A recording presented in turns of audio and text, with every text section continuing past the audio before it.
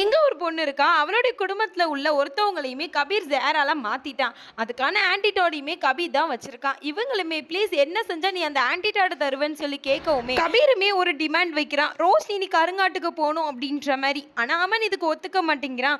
ரோஷினியுமே நான் என்னோட குடும்பத்துல உள்ளவங்கள காப்பாத்த நிச்சயமா போறேன் அப்படின்னு சொல்லிட்டு அவளுமே கார்ல போக ரெடியா இருப்பா.